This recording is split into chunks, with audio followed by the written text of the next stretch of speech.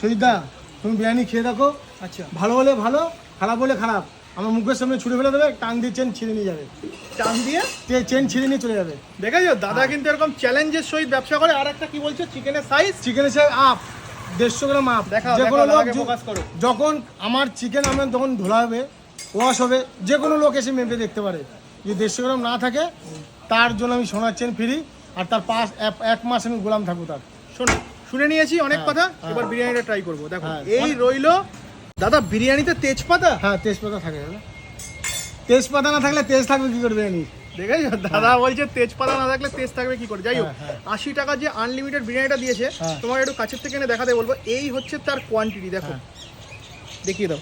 আর বসে গেলে মানে কোনো কথাই বসে নেই। খেলে আমি বলেছি যে দাদা কবার দেবে, দাদা বলেছে হাড়ি শুদ্ধ তোমার। হ্যাঁ, এত বড় কথা দাদা বলে ব্যবসা করে। হ্যাঁ। আর বিরিয়ানির মধ্যে দেখো কত রকমের এই, মশলা রয়েছে, ও কোথায় গেল? দেখতে পাচ্ছ।